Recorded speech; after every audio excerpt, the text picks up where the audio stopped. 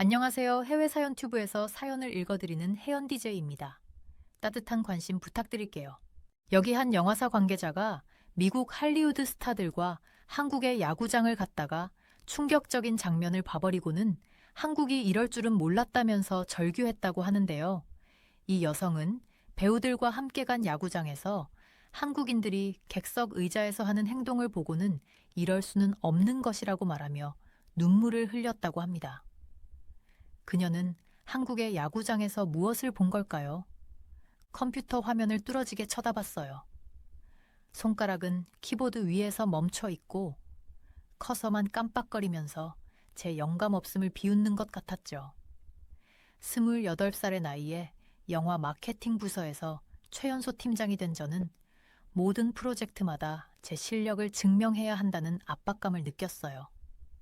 이번 새 영화에는 휴 잭맨, 라이언 레이놀즈를 비롯한 쟁쟁한 할리우드 스타들이 총출동했거든요.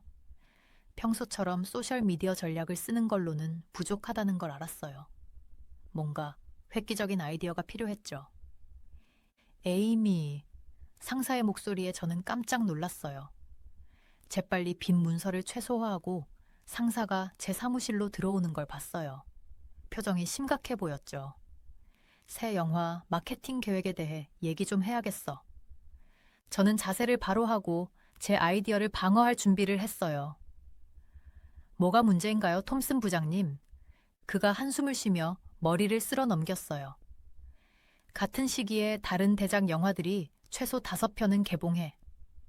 내 계획으로는 경쟁이 안 돼. 뭔가 새롭고 눈에 확 띄는 게 필요해. 속이 쿵 내려앉는 기분이었어요. 밤늦게까지 아이디어를 짜내고 전략을 다듬느라 얼마나 열심히 일했는데. 알겠습니다. 하루만 주세요. 더 나은 걸로 만들어 올게요. 약속드릴게요. 톰슨 부장님이 고개를 끄덕이셨지만 눈빛에서 의심이 보였어요. 좋아, 에이미. 하지만 명심해. 이건 2억 달러짜리 영화야. 실수할 여유가 없어. 상사가 나가고 나서 저는 의자에 털썩 주저앉았어요. 책임감이 너무 무거웠죠. 벽에 걸린 UCLA 마케팅 학위 액자를 힐끗 봤어요. 수석으로 졸업하고 바로 이 회사에 취직해서 누구보다 빨리 승진했는데 이렇게 큰 도전 앞에서 저는 사기꾼이 된 것 같은 기분이었어요. 회의실에서 발표 준비를 하면서 손이 좀 떨렸어요. 동료들이 들어오는 동안 심호흡을 하면서 긴장을 가라앉히려 했죠. 이제 제 실력을 보여줄 차례예요. 1시간 동안 계획을 설명하면서 화려한 슬라이드를 보여줬어요. 통계와 예상 결과를 말하면서 각 아이디어가 어떻게 수백만 명의 관객에게 다가갈 수 있는지, 어마어마한 화제를 모을 수 있는지 설명했죠. 하지만 발표를 마치고 톰슨 부장님을 바라봤을 때 그의 얼굴에는 점점 더 깊은 주름만 생겼어요. 방 안이 쥐 죽은 듯 조용했죠. 그런데 톰슨 부장님이 그 다음에 한 말은 저를 더 놀라게 했어요. 국제팀의 혜진 씨를 내 프로젝트에 배정할 거야. 눈을 깜빡이며 이 정보를 받아들이려 했어요. 혜진 씨는 최근 우리 로스앤젤레스 사무실로 옮긴 한국인 마케터예요. 우리는 한 번도 같이 일해본 적이 없고 솔직히 말해서 이 아이디어가 그리 좋지는 않았어요. 마치 제가 혼자서는 이 일을 감당 못한다고 말하는 것 같았거든요. 하지만 부장님, 제가 항의했어요. 제가 할 수 있어요. 시간만 좀 더 주시면. 톰슨 부장님이 고개를 저었어요. 이건 벌이 아니야, 에이미. 혜진 씨는 이 프로젝트에 도움이 될 만한 특별한 통찰력이 있어. 둘이 협력해서 각자의 장점을 살리길 바라. 알겠지? 멍하니 고개를 끄덕이며 짐을 챙겼어요. 사람들이 나가는 동안 머릿속이 복잡했죠. 어떻게 거의 모르는 사람과 일해야 하지? 그것도 하필이면 왜 혜진 씨여야 하는 거야? 개인적으로 혜진 씨에 대해 나쁜 감정이 있는 건 아니에요. 몇 번 마주쳤을 때 꽤 좋은 사람 같았어요. 하지만 그녀가 서울에서 했던 일에 대해 이야기하는 걸 들었는데 너무 낯설었어요. 한국의 마케팅 전략이 우리 할리우드 블록버스터와 무슨 상관이 있다는 거죠? 사무실로 돌아가면서 이게 제 경력의 끝이 될 거란 생각을 떨칠 수 없었어요. 여기까지 오느라 그렇게 열심히 일했는데 이제 모든 게 물거품이 되는 것 같았어요. 몇 시간 동안 다른 일에 집중하려고 했지만 자꾸 실패한 발표 생각이 났어요. 뭘 잘못했지? 어떻게 이렇게 완전히 빗나갈 수 있었지? 문을 두드리는 소리에 제 생각의 악순환이 중단됐어요. 고개를 들어보니 혜진 씨가 조심스럽게 웃으며 서 있었어요. 긴 검은 머리에 세련된 옷차림이 저를 초라하게 만들었죠. 안녕하세요, 에이미 씨. 그녀가 거의 티나지 않는 억양으로 말했어요. 프로젝트에 대해 잠깐 이야기 나눌 수 있을까요? 고개를 끄덕이며 들어오라고 했어요. 그녀가 제 앞에 앉는 걸 보니 자신감 있어 보이긴 했지만 거만하지는 않았어요. 제 불안감에도 불구하고 그녀가 어떤 아이디어를 가져올지 궁금해졌어요. 이번에 같이 일하게 돼서 정말 기뻐요. 혜진 씨가 눈을 반짝이며 말했어요. 회사에 들어온 이후로 에이미 씨 일을 지켜봤는데 우리가 좋은 팀이 될 수 있을 것 같아요. 상처받은 자존심에도 불구하고 그녀의 친절함에 작게 미소 지었어요. 고마워요, 혜진 씨. 그래서 어떤 아이디어가 있으세요? 그녀가 앞으로 몸을 기울이며 열정적으로 말했어요. 한국에서 야구와 관련된 걸 해보면 어떨까요? 제가 잘못 들은 줄 알고 눈을 깜빡였어요. 야구요? 한국에서요? 그녀가 열심히 고개를 끄덕였어요. 네, 휴 잭맨이랑 라이언 레이놀즈를 한국 야구장에 데려가는 거예요. 예상 바뀌고 재밌을 것 같아요. 믿을 수 없었어요. 그녀가 생각해낼 수 있는 모든 아이디어 중에서 이게 우리 2억 달러짜리 영화 마케팅 캠페인을 구할 수 있다고 생각한다고요? 하지만 한국 야구가 그렇게 인기 있고 수준이 높나요? 목소리에서 의심이 드러나지 않도록 조심하며 물었어요. 배우들만 피곤하게 하는 거 아닌가요? 혜진 씨의 미소가 잠깐 흔들렸지만 계속 밀고 나갔어요. 사실 야구는 한국에서 엄청 인기 있어요. 한국 프로야구, KBO는 1982년부터 시작됐고 팬들이 정말 많아요. 2019년에는 KBO 경기 총 관중이 730만 명이 넘었대요. 구체적인 통계에 놀라서 눈썹을 치켜 올렸어요. 정말요? 그렇게 많이요? 그녀가 열심히 고개를 끄덕였어요. 네, 그것도 TV 시청자는 빼고 말이에요. 게다가 한국 팬들은 열정적이고 독특한 응원 문화로 유명해요. 미국 야구장에서는 볼 수 없는 광경이죠. 의자에 기대앉으며 이 정보를 받아들이려 노력했어요. 제가 알고 있던 한국에 대한 모든 것과 달랐거든요. 제 머릿속에서 한국은 작고 다소 후진국이었어요. 미국 메이저리그와 비교될 만한 팬 참여도를 가진 번창하는 야구 리그가 있다니 믿기 힘들었죠. 알겠어요. 천천히 말했어요. 그런데 이게 우리 영화 마케팅에 어떤 도움이 되나요? 어떤 연관성이 있죠? 혜진 씨의 눈이 반짝였어요. 이렇게 생각해 보세요. 이 할리우드 대스타들을 완전히 예상 밖의 환경에 데려다 놓는 거예요. 한국 야구장에서 수천 명의 열광적인 팬들에 둘러싸여 응원을 배우고 어쩌면 한국어도 조금 해볼 수 있겠죠. 이건 물 밖에 나온 물고기 같은 유머도 되고 문화 교류도 되고 우리 스타들을 완전히 새로운 모습으로 보여줄 수 있어요. 믿기지가 않았어요. 톰슨 씨가 혜진 씨의 한국 야구 아이디어를 정말로 승인했더라고요. 제 사무실에 앉아서 확인 이메일을 보고 있는데 여러 가지 감정이 뒤섞여서 속이 울렁거렸어요. 한편으로는 드디어 계획이 진행된다는 게 다행이었지만 다른 한편으로는 씁쓸했어요. 이건 제 아이디어가 아니었거든요. 제가 생각해낼 수 있는 것과는 거리가 멀었죠. 여행 준비 되셨어요? 혜진 씨의 밝은 목소리에 깜짝 놀라 생각에서 벗어났어요. 그녀가 제 사무실 문간에 서 있었는데 환한 미소를 짓고 있더라고요. 저도 억지로 미소 지으며 대답했어요. 네, 할 수 있는 만큼은 준비했죠.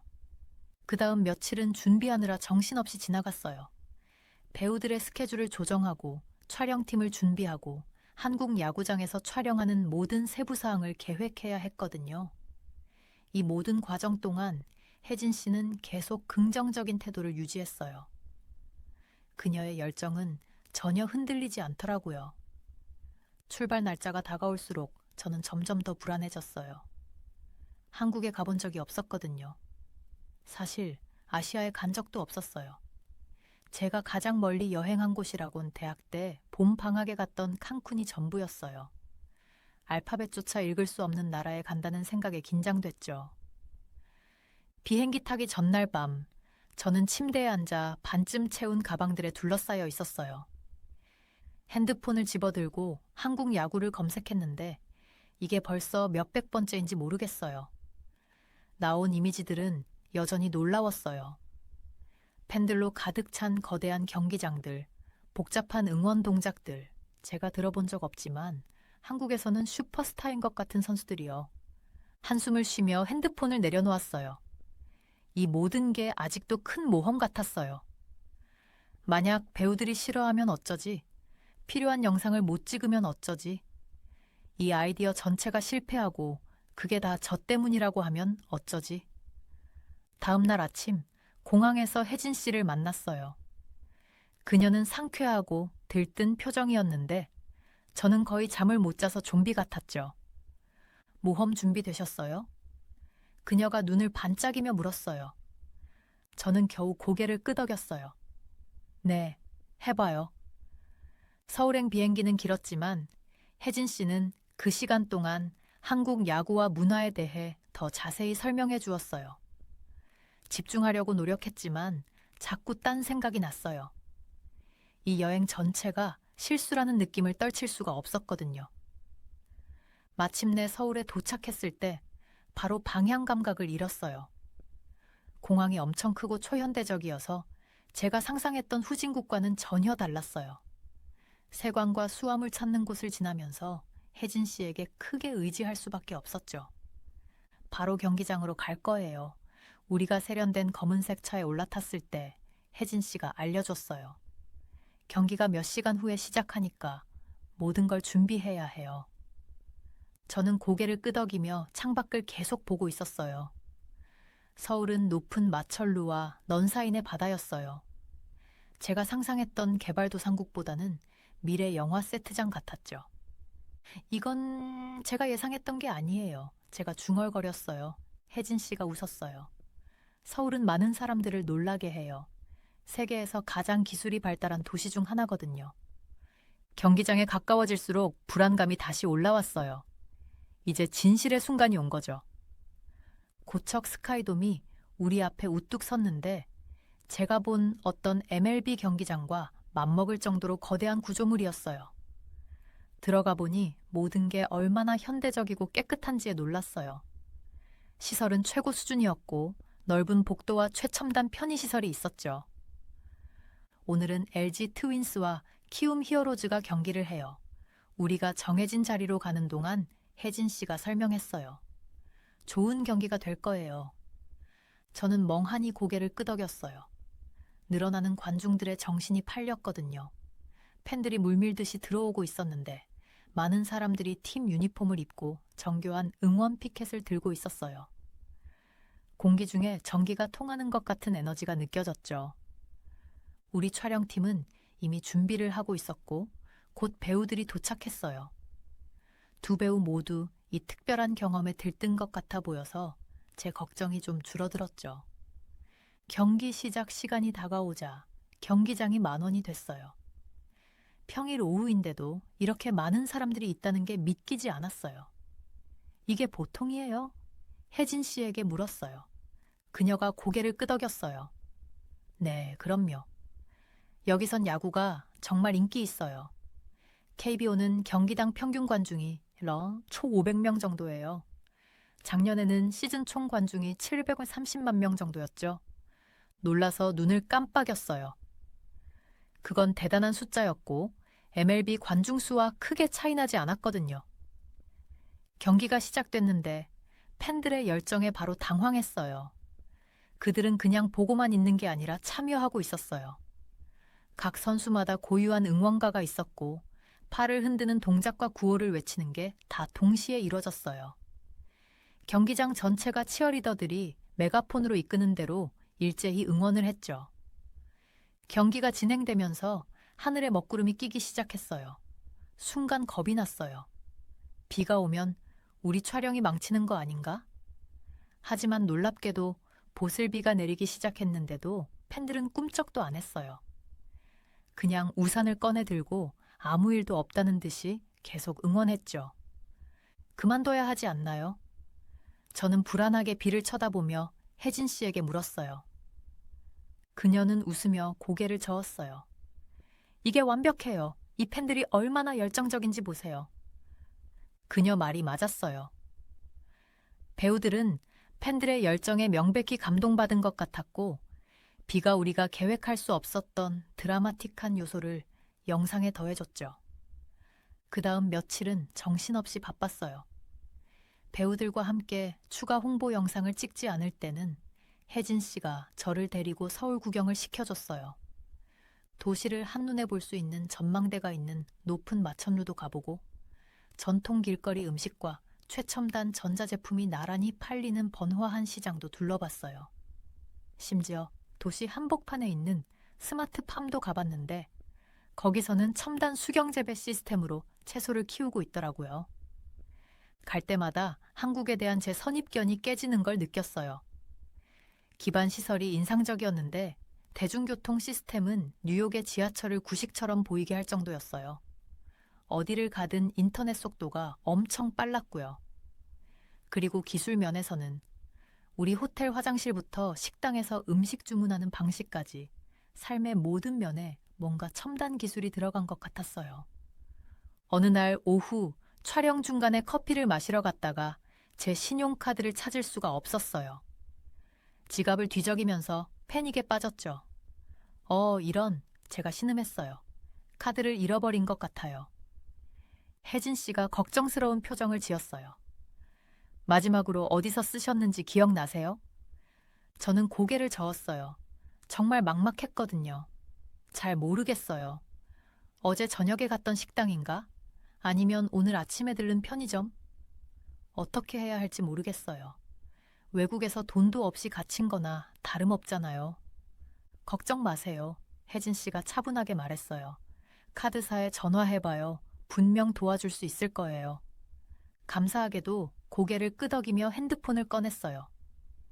근데 놀랍게도 카드 뒷면에 있는 국제전화 번호로 전화했더니 거의 바로 상담원과 연결됐어요. 더 놀라운 건 그 다음이었죠.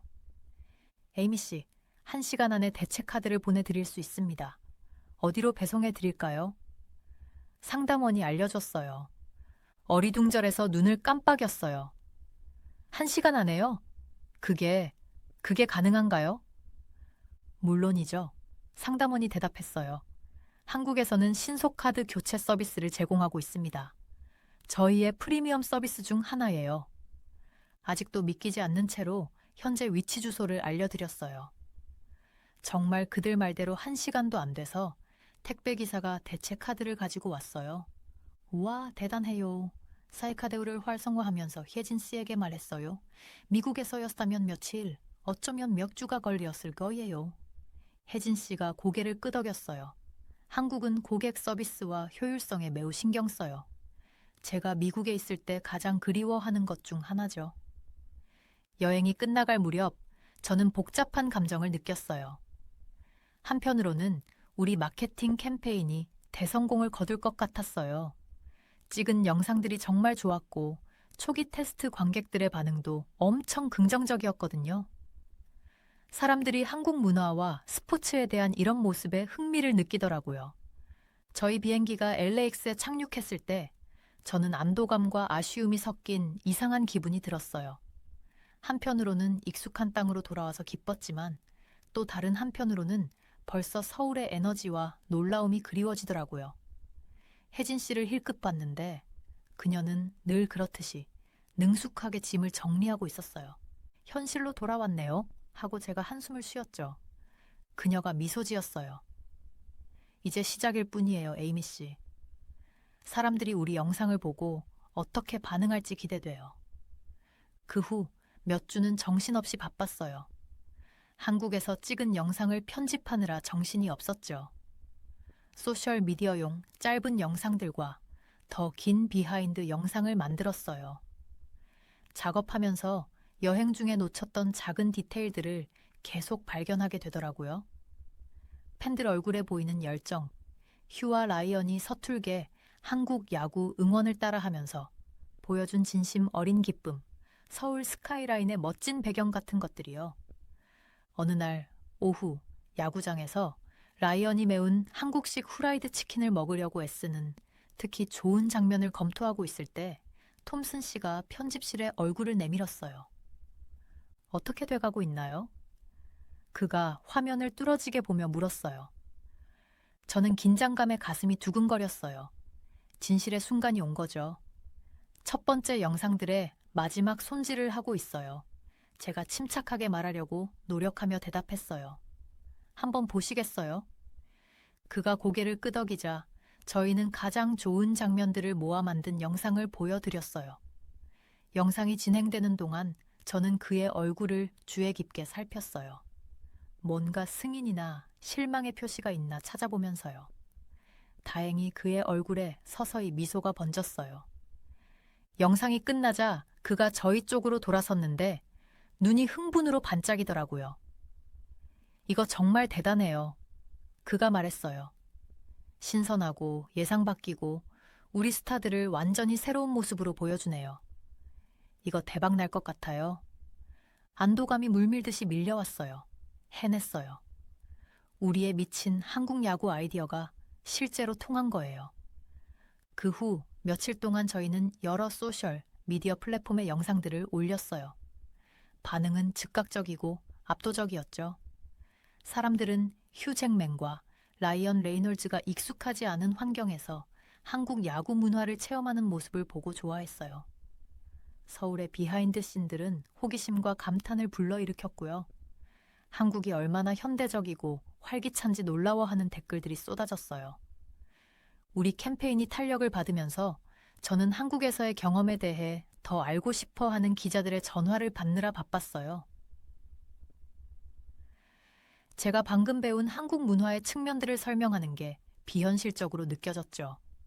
하지만 인터뷰를 할 때마다 자신감이 생겼고 여행 동안 제가 얼마나 많이 흡수했는지 더 잘 알게 됐어요. 어느 날 저녁 늦게 사무실을 나서다가 주차장에서 혜진 씨를 만났어요. 그녀는 환하게 웃으며 핸드폰을 들고 있었죠. 최신 수치 보셨어요? 그녀가 신나서 물었어요. 제가 고개를 저으니까 그녀가 휴대폰 화면을 보여줬어요. 우리 영상들이 바이럴이 돼서 여러 플랫폼에서 수백만 뷰를 기록하고 있었어요. 우리 캠페인과 관련된 해시태그들이 전 세계적으로 트렌드였죠. 이거 정말 대단해요. 제가 숨을 들이쉬며 통계를 훑어봤어요. 혜진 씨가 고개를 끄덕였어요. 그리고 이제 우리 영화만의 문제가 아니에요. 이 댓글들 좀 보세요. 제가 몇 개의 반응들을 읽어봤어요. 사람들은 한국 야구에 대해 묻고 어떻게 경기를 볼 수 있는지 궁금해했어요. 다른 사람들은 우리 영상에서 본 서울의 모습에 놀라워하며 방문하고 싶다고 말하더라고요. 우리가 영화 홍보 이상의 뭔가를 시작한 것 같아요. 혜진 씨가 조용히 말했어요. 사람들의 인식을 바꾸고 있어요. 그날 밤 집으로 운전하면서 저는 불과 몇 주 만에 얼마나 많은 것이 변했는지 계속 생각했어요. 단순히 마케팅 캠페인뿐만 아니라 제 세계관도 말이에요. 혜진 씨의 아이디어에 대한 처음의 회의적인 태도와 한국에 대한 제 편협한 가정들을 돌이켜보니 제가 얼마나 무지했는지 부끄러워졌어요.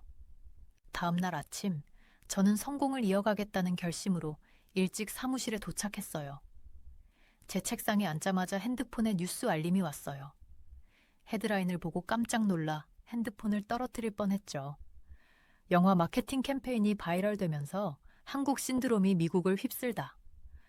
저는 빠르게 기사를 훑어봤는데 문단마다 눈이 커졌어요. 우리 캠페인이 한국과 관련된 모든 것에 대한 관심의 물결을 일으킨 것 같았어요. 한국 야구 유니폼이 온라인에서 완판되고 있었고 한국어 학습 앱 다운로드가 급증했대요. 심지어 미국 주요 도시의 한식당들도 손님이 늘었다고 하더라고요. 이 정보를 이해하려고 애쓰며 앉아 있는데 혜진 씨가 흥분한 얼굴로 제 사무실로 뛰어들어왔어요. 에이미 씨, 뉴스 보셨어요? 제가 고개를 끄덕였어요. 아직도 좀 충격받은 상태로요. 믿기지 않아요. 우리 캠페인이 이런 영향을 미칠 줄은 상상도 못했어요. 혜진 씨가 제 맞은편에 앉았는데 눈이 반짝이더라고요. 이건 정말 엄청난 기회예요. 우리가 뭔가 대단한 걸 건드린 것 같아요. 물론 그녀 말이 맞았어요. 우리가 우연히 문화 현상을 만들어냈고 이제 이 파도를 어떻게 탈지 알아내야 했죠. 그 후 몇 주 동안 우리는 캠페인을 확장해서 더 많은 한국 문화 요소들을 넣었어요. 휴와 라이언이 한국 길거리 음식을 먹어보고 케이팝 댄스 스튜디오를 방문하고 심지어 기본적인 한국어 문구도 배워보게 했죠. 새로운 영상이 나올 때마다 대중의 관심이 더 커지는 것 같았어요. 캠페인이 진행되면서 저도 한국 문화에 점점 더 관심이 생기더라고요. 여가 시간에 한국 드라마를 보기 시작했고 집에서 한국 요리를 해보고 심지어 한국어 학습 앱도 다운받았어요. 어느 날 제 책상에서 특히 발음하기 어려운 한국어 단어들을 연습하고 있을 때 톰슨 씨가 저를 사무실로 불렀어요. 에이미 씨, 그가 앉으라고 손짓하며 말했어요. 다음 프로젝트에 대해 이야기하고 싶어요. 긴장감이 다시 밀려왔어요. 한국 캠페인의 성공에도 불구하고 가끔은 아직 불안정한 상태인 것 같았거든요. 우리가 새 액션 영화 마케팅을 시작하려고 해요. 그가 계속 말했어요. 지난 캠페인의 성공을 고려해서 다시 한번 틀을 깨는 생각을 해보세요. 어쩌면 이 한국 트렌드를 어떻게 활용할 수 있을지도 모르겠네요. 저는 놀라서 눈을 깜빡였어요. 한국 테마 캠페인을 또 하라는 말씀이세요? 그가 고개를 저었어요. 꼭 한국일 필요는 없어요. 하지만 이 문화 교류 방식이 우리에게 아주 좋은 결과를 가져다 줬잖아요. 글로벌하게 생각해 보세요. 어떤 예상 밖의 장소나 문화를 탐험해 볼 수 있을까요? 그의 사무실을 나오면서 제 머릿속은 이미 가능성들로 가득 찼어요. 브라질의 축구, 인도의 크리켓, 뉴질랜드의 럭비, 세상이 갑자기 흥미진진한 마케팅 기회로 가득 차 보이더라고요. 서둘러 혜진 씨를 찾아가서 브레인스토밍을 시작했어요.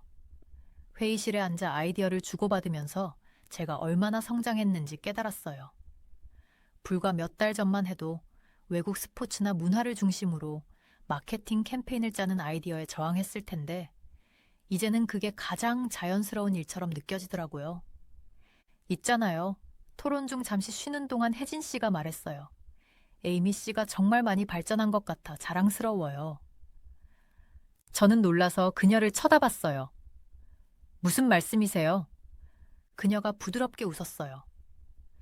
처음에 같이 일하기 시작했을 때 에이미 씨는 한국과 관련된 모든 것에 대해 정말 회의적이었잖아요. 근데 지금 보세요. 책상에서 한국어 발음 연습하고 인도 크리켓으로 캠페인 하자고 제안하고 있어요. 정말 마음을 열었네요. 그녀의 말에 가슴이 따뜻해졌어요. 그녀 말이 맞았어요. 저는 변했고 더 나은 방향으로 말이에요. 혜진 씨 덕분이에요. 제가 진심으로 말했어요. 정말 많은 걸 가르쳐 주셨어요. 한국에 대해서뿐만 아니라 새로운 경험에 마음을 열고 제 고정관념에 도전하는 법도요. 그녀가 손을 뻗어 제 손을 꼭 잡았어요. 그게 바로 팀워크죠. 서로에게서 배우는 거예요. 다시 브레인스토밍으로 돌아가면서 미래에 대한 흥분이 밀려왔어요. 세상이 갑자기 더 커 보이고 끝없는 가능성으로 가득 찬 것 같았어요. 그리고 저는 그 모든 것을 탐험할 준비가 되어 있었죠. 한 번에 하나씩 마케팅 캠페인으로 말이에요. 그날 밤 사무실을 나가려고 짐을 싸다가 제 책상 위에 액자 사진 앞에서 잠시 멈췄어요. 한국 야구장에서 휴, 라이언, 혜진 씨, 그리고 제가 다 같이 팀 유니폼을 입고 응원을 따라 하려고 애쓰면서 웃고 있는 사진이었어요. 그 기억에 미소가 지어졌어요. 혜진 씨에게서 문자가 왔어요. 내일 새 캠페인 제안서 마무리하는 미팅 잊지 마세요. 머릿속에는 벌써 아이디어들이 가득했죠. 차로 걸어가면서 LG 트윈스 응원가를 흥얼거리고 있더라고요. 누가 마케팅 과제가 이렇게 깊은 개인적 직업적 변화로 이어질 줄 알았겠어요. 미래는 불확실했지만 한 가지는 분명했어요. 저는 더 이상 한국 야구 아이디어를 비웃었던 그 에이미가 아니었어요. 새로운 도전을 받아들이고 새로운 문화를 탐험하고 마케터로서 그리고 한 사람으로서 계속 성장할 준비가 되어 있었죠. 그리고 이 여정이 저를 어디로 데려갈지 정말 기대됐어요. 아침 해가 LA 스카이라인 위로 살짝 보일 때쯤 제가 사무실에 들어갔어요. 우리가 한국 야구 캠페인을 한 지 3개월이 지났는데 그 여파가 아직도 엔터테인먼트 업계에 파문을 일으키고 있었죠. 로비에 있는 액자에 든 잡지 표지들을 지나치면서 저도 모르게 미소 짓게 됐어요. 표지마다 휴 잭맨과 라이언 레이놀즈가 한국 야구장에서 찍은 사진이 실려 있었고 할리우드 한류를 만나다, 영화 마케팅의 뜻밖의 홈런 같은 제목들이 붙어 있었거든요. 제자리에 앉으니 컴퓨터 모니터 옆에 둔 작은 태극기가 눈에 띄더라고요. 모든 걸 바꿔놓은 그 여정을 떠올리게 하는 물건이었죠. 그때 핸드폰에서 알림음이 울렸는데 한국어 앱에서 매일 공부하라고 알려주는 거였어요. 짧은 시간 동안 얼마나 많은 게 바뀌었는지 생각하니 웃음이 나왔어요. 안녕하세요, 에이미. 혜진의 밝은 목소리에 제 생각이 깨졌어요. 그녀가 커피 2잔을 들고 와서 하나를 저에게 건넸죠. 오늘 큰 발표 준비되셨어요? 저는 고마워하며 커피를 받아들었어요. 할 수 있는 만큼 준비했어요. 톰슨 씨가 우리의 새 아이디어를 지난번만큼 좋아해 주셨으면 좋겠네요. 오늘은 톰슨 씨가 언급했던 새 액션 영화의 마케팅 계획을 발표하는 날이었어요. 몇 주 동안 연구하고 머리를 굴린 끝에 혜진과 저는 한국 캠페인의 성공을 이어가면서도 새로운 영역으로 나아갈 수 있는 아이디어를 생각해냈죠. 회의실로 가는 동안 저는 설렘과 긴장이 뒤섞인 기분을 느꼈어요. 한국 캠페인의 성공이 우연이 아니었다는 걸, 제가 계속해서 혁신하고 놀라게 할 수 있다는 걸 증명할 기회였으니까요. 우리가 들어갔을 때 톰슨 씨는 이미 테이블 맨 앞에 앉아 계셨고 스튜디오에 다른 임원들도 몇 분 계셨어요. 저는 깊게 숨을 들이쉬고 제가 얼마나 멀리 왔는지를 상기시키며 발표를 시작했어요. 여러분, 제 목소리가 흔들리지 않게 하면서 말을 꺼냈어요. 지난 캠페인을 통해 우리는 영화 마케팅에서 문화 교류의 힘을 받습니다. 오늘 우리는 그 개념을 더 발전시켜 보려고 해요. 다음 슬라이드로 넘기자 열정적인 팬들로 가득 찬 축구장, 이미지들이 나왔어요. 우리의 새 액션 영화는 크리스 햄스워스가 국제 스파이로 변신한 전직 축구 선수 역을 맡았습니다. 우리는 이 영화를 홍보하기 위해 크리스를 브라질, 나이지리아, 한국 세 나라로 보내 각국의 축구 문화를 경험하게 하려고 해요. 제가 계획을 설명하는 동안 방 안은 조용했어요. 크리스가 각 나라의 지역, 축구팀과 훈련하고 동네 경기에 참여하고 그 나라만의 독특한 축구 문화를 배우는 모습을 담은 짧은 다큐멘터리 시리즈를 만들 거라고 말씀드렸죠. 축구의 세계적인 매력을 보여주고 각 문화의 특별한 축구 문화를 강조하면 전 세계적으로 공감을 얻는 마케팅 캠페인을 만들 수 있을 거예요. 제가 설명했어요. 게다가 우리 영화 주인공이 지역 사회와 어울리고 자신의 편안한 영역을 벗어나는 모습을 보여주면 한국 캠페인을 성공으로 이끈 것과 같은 진정성 있고 친근한 콘텐츠를 만들 수 있을 겁니다. 발표를 마치고 나서 저는 숨을 죽이고 반응을 기다렸어요. 톰슨 씨는 의자에 기대 앉아 생각에 잠긴 표정을 지었죠. 솔직히 말해서 에이미, 그가 천천히 말씀하셨어요. 내가 세계적으로 생각해보라고 했을 때 이렇게 대담한 걸 기대하진 않았네. 제 마음이 철렁 내려앉는 것 같았는데 그때 그가 환하게 웃으셨어요.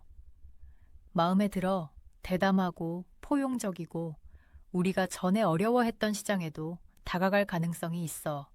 이대로 진행하지. 방 안에서 박수 소리가 터져 나왔고 저는 안도의 물결을 느꼈어요. 우리가 회의실을 나설 때 혜진이 저를 살짝 안아줬어요. 고마워요. 제가 부드럽게 말했어요. 정말 모든 것에 대해서요. 그녀가 제 손을 꼭 잡았어요. 그래서 톰슨 씨한테 뭐라고 하실 거예요?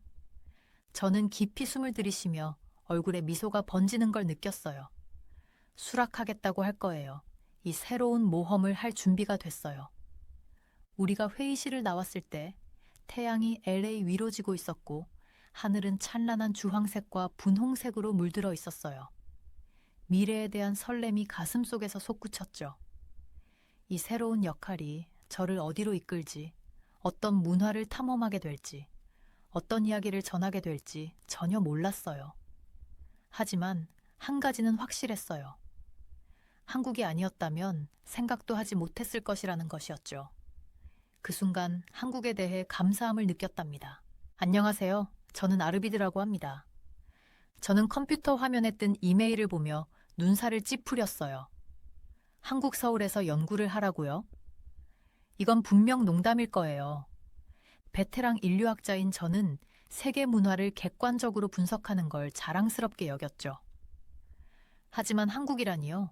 그 작은 아시아 국가에 무엇이 있길래 진지한 학술 연구의 가치가 있다는 거죠? 아르비드, 저는 혼잣말로 중얼거렸어요. 이런, 난 너무 늙었어. 안경을 벗고 지친 듯이 눈을 비볐어요. 제 머릿속에 이미지들이 스쳐 지나갔죠. 요란한 케이팝 뮤직비디오, 비명을 지르는 10대 팬들의 무리, 화려한 전자기기들. 이게 정말 학문적 관심을 받을 만한 문화일까요? 하지만 제가 아무리 거절하고 싶어도 제 전문적인 평판이 걸려 있다는 걸 알았어요. 이렇게 주목받는 연구 기회를 거절하면 학계에서 눈총을 받을 거예요. 무거운 한숨을 쉬며 저는 초대를 수락하는 답장을 쓰기 시작했어요. 김 교수님께 라고 썼죠. 서울의 현대도시 문화에 대한 귀하의 연구 프로젝트에 참여하게 되어 영광입니다. 제가 타이핑하는 동안 그 말들이 공허하게 느껴졌어요. 영광이라고요? 짜증나고 불편한 게 더 맞는 표현이죠. 하지만 저는 열정과 개방성의 겉모습을 유지해야 했어요. 그게 제 위상의 인류학자에게 기대되는 거니까요. 이메일을 보내면서 제 안에는 여러 감정이 소용돌이쳤어요. 꺼림칙함, 회의감, 그리고 솔직히 말하면 아주 작은 호기심의 불꽃 같은 것도요. 제가 한국에 가면 실제로 무엇을 발견할까요? 제 모든 선입견을 확인하게 될까요? 아니면 제가 인식하는 피상적인 표면 아래에 더 많은 것이 있을까요? 저는 고개를 저으며 그런 공상 같은 생각들을 떨쳐냈어요. 이 여행에 다른 연구 원정과 마찬가지로 접근하는 게 최선이겠죠. 비판적인 시선과 절제된 기대를 가지고 말이에요. 그 후 몇 주 동안 저는 여행 준비에 몰두했어요. 한국 역사와 문화에 관한 책들을 탐독하고 급속한 현대화에 대한 다큐멘터리를 보고 심지어 기본적인 한국어 몇 마디를 배우려고 시도도 해봤죠. 하지만 제가 배우는 사실들마다 제 회의감은 더 깊어지는 것 같았어요. 한국의 경제 기적과 세계적인 문화적 영향력에 대해 더 많이 읽을수록 그것들이 모두 눈속임처럼 느껴졌어요. 불과 수십 년 전만 해도 가난한 황무지였던 나라가 어떻게 이제 와서 기술과 대중문화의 세계적 리더라고 주장할 수 있죠? 말이 안 되는 것 같았어요. 출발 전날 밤, 저는 여행 가방 앞에 서서 깔끔한 단추 달린 셔츠와 바지를 조심스럽게 접었어요. 서울에서는 어떤 환영이 저를 기다리고 있을까요? 한국 사람들이 참견 많은 외국인 연구자인 저를 못마땅하게 여길까요? 아니면 그들의 소위 업적들을 과시하려고 열심히 노력할까요? 여행 가방을 닫으면서 문득 한 생각이 떠올랐어요. 내가 이 모든 걸 잘못 접근하고 있는 건 아닐까? 내 선입견이 그 나라에 발을 들여놓기도 전에 내 판단을 흐리게 하고 있는 건 아닐까? 저는 그 생각을 빨리 밀어냈어요. 저는 수십 년의 경험을 가진 훈련된 인류학자예요. 제 일은 관찰하고 분석하는 거지. 감정이나 문화적 선전에 흔들리는 게 아니에요. 그래도 그날 밤 잠들면서 제 안에 아주 작은 부분이 궁금해했어요. 지구 반대편에서는 어떤 놀라움이 나를 기다리고 있을까? 내가 눈을 뜨고 보기만 한다면 한국이 가르쳐줄 수 있는 교훈은 무엇일까? 비행기가 인천국제공항에 착륙했을 때 제 심장은 기대와 두려움이 뒤섞인 채 빠르게 뛰고 있었어요. 세련되고 현대적인 터미널은 제가 상상했던 후진적이고 모방적인 나라와는 너무나 대조적이었죠. 이게 정말 한국인가요? 김 교수님이 따뜻한 미소와 함께 고개를 숙여 인사하셨어요. 린드퀴스트 박사님, 서울에 오신 걸 환영합니다. 우리 도시가 흥미롭다고 느끼실 거예요. 네. 저는 억지로 공손하게 고개를 끄덕였어요. 의심을 유지하겠다고 굳게 마음먹은 채로요. 두고 봐야겠네. 라고 속으로 생각했죠. 서울 중심부로 운전해 들어가는 동안 높이 솟은 마천루들과 넌사인들이 제 감각을 압도했어요. 제가 기대했던 소박하고 전통적인 한국은 어디 있는 걸까요? 김 교수님은 제 생각을 읽으신 것 같았어요. 서울은 대조의 도시예요. 그가 설명했어요. 고대와 현대, 동양과 서양, 우리는 여기서 그 모든 것을 포용하고 있죠. 우리의 첫 번째 정착지는 도시 정글 한가운데 자리 잡은 전통 한옥마을이었어요. 나무 대문을 지나는 순간 마치 시간 여행을 하는 것 같았죠. 하지만 자세히 보니 기와지붕 위에 태양 전지판이 있고 현대식 옷을 입은 사람들이 스마트폰을 사용하고 있더라고요. 어떻게 옛 것과 새 것을 조화시키나요? 제가 김 교수님께 물었어요. 그가 미소 지었어요.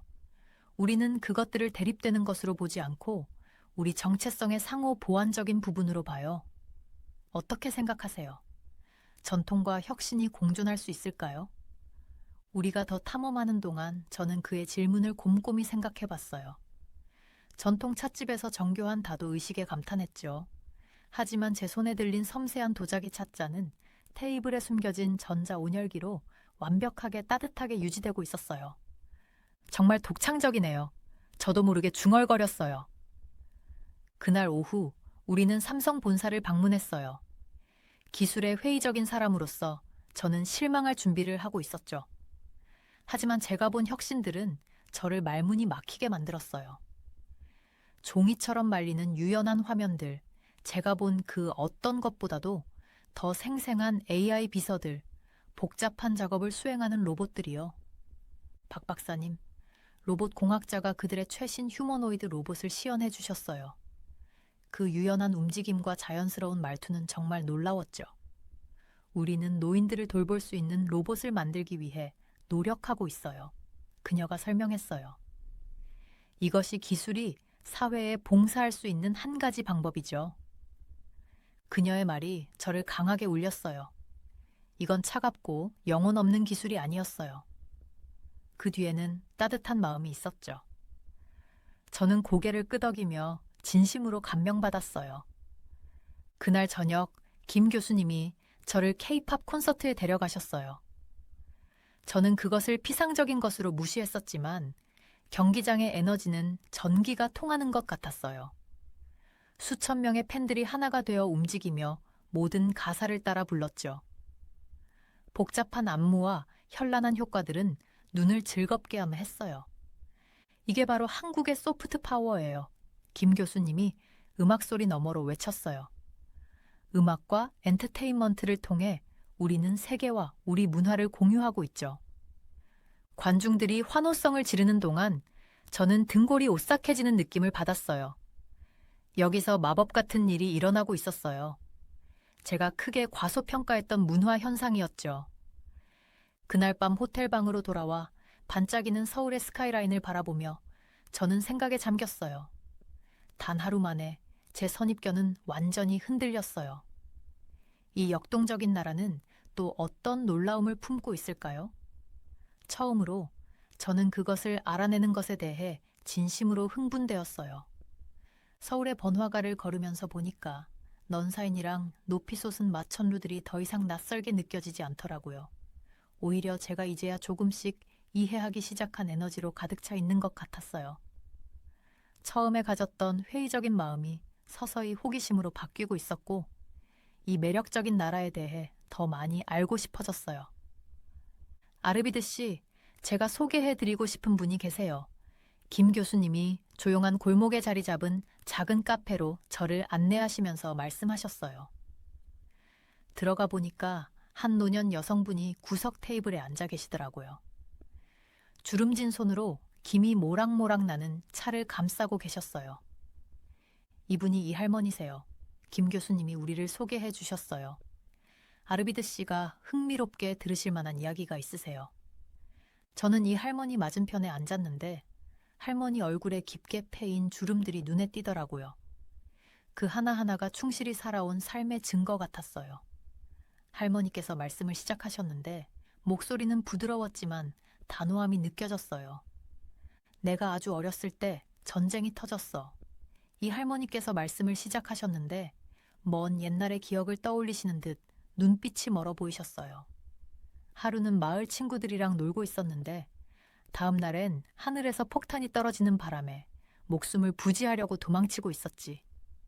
저는 할머니의 말씀에 푹 빠져 몸을 앞으로 기울였어요. 이건 책에서 읽었던 메마른 역사가 아니었어요. 이건 진짜고 날 것 그대로의 아주 개인적인 이야기였죠. 우리는 모든 걸 잃었어. 할머니께서 계속 말씀하셨어요. 집도, 생계도, 심지어 몇몇 가족들도 잃었지. 하지만 젊은이, 우리가 잃지 않은 게 뭔지 아나? 바로 우리의 정신이야. 이 할머니의 눈과 제 눈이 마주쳤는데 할머니 눈에서 제 숨을 먹게 하는 불꽃을 봤어요. 우리는 다시 일어섰어. 단순히 건물만 다시 세운 게 아니라 나라 전체를 재건했지. 전쟁의 잿더미 속에서 이제는 세계 무대에 당당히 서 있는 나라를 만들어냈어. 말해보게, 그게 자랑스러운 일이 아닌가? 저는 말문이 막힌 채 고개를 끄덕였어요. 처음으로 나만의 성공 뒤에 숨겨진 회복력을 진정으로 이해하게 됐어요. 이건 단순히 경제 성장이나 기술 발전에 관한 게 아니었어요. 상상할 수 없는 고난을 겪고도 더 강해진 사람들에 관한 이야기였죠. 카페를 나오면서 김 교수님께 말씀드렸어요. 이 할머니를 소개해 주셔서 감사합니다. 제가 뭔가를 다르게 보기 시작한 것 같아요. 교수님은 아시는 듯이 미소 지으셨어요. 배울 게 더 많아요. 아르비드 씨. 준비되셨나요? 우리의 다음 목적지는 서울대학교였어요. 거기서 지호라는 학생을 만났는데 눈빛이 반짝이는 학생이었고 그의 열정이 즉시 느껴졌어요. 캠퍼스를 돌아보면서 지호가 신나서 자신이 하고 있는 재생에너지 연구에 대해 설명해 주더라고요. 저희는 더 효율적인 태양 전지판을 개발하는 연구를 하고 있어요.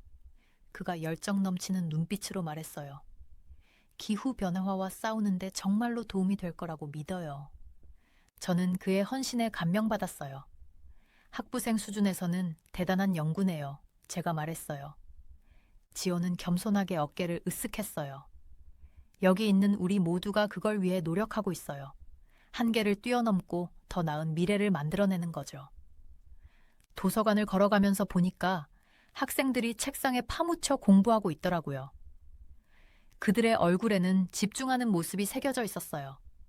그 집중력과 결의가 확연히 느껴졌어요. 항상 이런가요? 제가 김 교수님께 여쭤봤어요. 교수님은 고개를 끄덕이셨어요. 우리 문화에서는 교육을 아주 중요하게 여기죠. 이 학생들은 자신들이 가진 기회를 이해하고 있고 그걸 최대한 활용하려고 결심한 거예요. 저는 제 대학 시절을 떠올리며 제가 교육을 당연하게 여겼던 때들이 약간 후회되더라고요. 이 젊은이들에게서 본 추진력은 정말 인상적이었어요. 그날 저녁 호텔방에 앉아 그날의 경험들을 되새기면서 제 안에서 뭔가가 바뀌는 걸 느꼈어요. 제가 그토록 굳게 붙잡고 있던 편견들이 무너지기 시작하고 있었죠. 저는 일기장을 꺼내 쓰기 시작했어요. 오늘 난 전혀 예상치 못했던 나만의 모습을 봤다. 상상할 수 없는 고난을 이겨내고 번영하는 나라를 만들어낸 사람들을 만났다. 내 가정들이 부끄러워질 정도로 교육과 혁신에 대한 헌신을 목격했다. 난 여기 와서 뭘 볼지 안다고 생각했다. 내가 틀렸다. 이 나라에는 내가 깨달은 것보다 훨씬 더 많은 게 있다. 그리고 이제 궁금해진다. 또 내가 뭘 잘못 알고 있었을까? 내가 너무 성급하게 판단했던 이 나라에는 또 어떤 놀라운 것들이 기다리고 있을까? 일기장을 닫으면서 앞으로 올 날들에 대한 기대감이 들었어요. 남한에 온 이후 처음으로 더 많이 배우고 싶다는 진정한 흥분을 느꼈어요. 저는 거기 서서 주변을 둘러싼 불빛의 바다에 놀라워했어요. 케이팝 콘서트는 제가 전에 본 적 없는 그 무엇과도 달랐어요. 수천 명의 팬들이 완벽한 동시성으로 알록달록한 응원봉을 흔들어서 눈부신 광경을 만들어냈어요. 경기장의 에너지는 전기가 통하는 것 같았죠. 음악이 시작되자 관중들이 환호성을 질렀어요. 무대 위에서 공연자들은 믿을 수 없을 정도로 정확하게 움직였어요. 그들의 춤 동작은 완벽했고 무대를 뛰어다니면서도 목소리는 강하고 맑았어요. 저는 저도 모르게 발로 그 중독성 있는 비트에 맞춰 박자를 맞추고 있더라고요. 대단하죠. 그렇지 않나요? 김 교수님이 음악 소리 너머로 소리쳤어요. 저는 너무 빠져들어서 말을 할 수 없어 고개만 끄덕였어요. 주변의 팬들은 가사가 한국어임에도 불구하고 모든 단어를 따라 불렀어요. 그들의 열정은 전염성이 있었죠. 처음으로 저는 한류에 대해 진정한 호기심을 느꼈어요. 이 음악의 어떤 점이 전 세계 사람들을 이렇게 사로잡는 걸까요? 보면서 저는 케이팝을 그저 인위적으로 만들어진 팝 음악이라고 무시했던 걸 생각했어요. 하지만 직접 보니 여기엔 훨씬 더 많은 게 있다는 걸 깨달았어요. 제작 가치가 놀라웠죠. 안무는 제가 본 어떤 전문 댄스 공연과도 견줄만 했어요. 그리고 아티스트와 팬들 사이의 유대감은 눈에 보일 정도였고요. 느린 발라드 곡이 나오는 동안 저는 김 교수님 쪽으로 돌아섰어요. 이런 건 정말 처음 봤어요. 저는 인정했어요. 재능과 헌신의 수준이 인상적이에요. 그는 아는 듯이 미소 지었어요. 케이팝은 음악 그 이상이에요. 한국의 문화대사 같은 거죠. 이 아티스트들은 데뷔하기 전에 수년간 훈련을 받아요. 그들의 직업 윤리는 한국의 가치를 반영하는 거예요. 콘서트가 계속되면서 저는 그 흥분에 휩싸이고 있는 걸 느꼈어요. 끝날 무렵에는 저도 빌린 응원봉을 다른 사람들과 함께 흔들고 있더라고요. 경기장을 나오면서 귀는 윙윙거렸지만 머릿속은 새로운 생각들로 가득 차 있었어요. 어떻게 생각하셨어요? 우리가 군중을 헤치고 나가면서 김 교수님이 물으셨어요. 저는 잠시 멈추고 생각했어요. 한류의 영향력을 과소평가했던 것 같아요. 저는 천천히 말했어요. 여기에는 분명 사람들의 공감을 얻는 특별한 무언가가 있어요. 그는 기쁜 듯이 고개를 끄덕이셨어요. 때로는 뭔가를 진정으로 이해하려면 직접 경험해 봐야 해요. 호텔로 돌아가는 길에 저는 콘서트에 대한 생각을 멈출 수 없었어요. 그건 제가 예상하지 못한 방식으로 제 선입견에 도전했어요. 한국에 온 이후 처음으로 저는 더 많이 알고 싶다는 진정한 욕구를 느꼈어요. 그날 밤 침대에 누워서 저는 노트를 꺼냈어요. 저는 제 편견을 확인하기 위해 한국에 왔었죠. 하지만 대신에 저는 제가 상상했던 것보다 훨씬 더 풍부하고 복잡한 문화를 발견하고 있었어요. 저는 이렇게 썼어요. 한류는 단순한 유행이 아니에요. 재능, 노력, 혁신을 결합한 강력한 문화적 힘이에요. 여기엔 겉으로 보이는 것보다 훨씬 더 많은 게 있어요. 잠들면서 콘서트에 중독성 있는 멜로디가 제 머릿속에서 맴돌았어요. 저는 한국에서의 제 여정이 이제 막 시작됐다는 걸 깨달았어요. 이 나라는 저에게 또 어떤 놀라운 일들을 보여줄까요? 서울의 붐비는 거리를 걸으면서 제 머리는 계속 생각이 맴돌았어요. 어떻게 제가 한국에 대해 그렇게 잘못 알고 있었을까요? 지난 몇 주간 제가 가지고 있던 모든 선입견이 산산조각 났어요. 잠시 생각을 정리할 시간이 필요해서 작은 카페에 들렀어요. 자리에 앉으니 갓 내린 커피 향이 공간을 가득 채웠어요. 젊은 바리스타가 따뜻한 미소를 지으며 다가왔어요. 무엇을 도와드릴까요? 그녀가 완벽한 영어로 물었어요. 그냥 레귤러 커피로 주세요. 저는 여전히 복잡한 생각에 사로잡혀 대답했어요. 그녀가 제 음료를 준비하는 동안 저는 지금까지의 여정을 돌아보지 않을 수 없었어요. 서울에 처음 도착했을 때 저는 제 자신을 너무 확신했어요. 이 나라에 대해 모든 걸 안다고 생각했죠. 하지만 지금은 아무것도 모르는 것 같은 기분이에요. 바리스타가 커피를 가져다 주었어요. 여기 있습니다, 손님.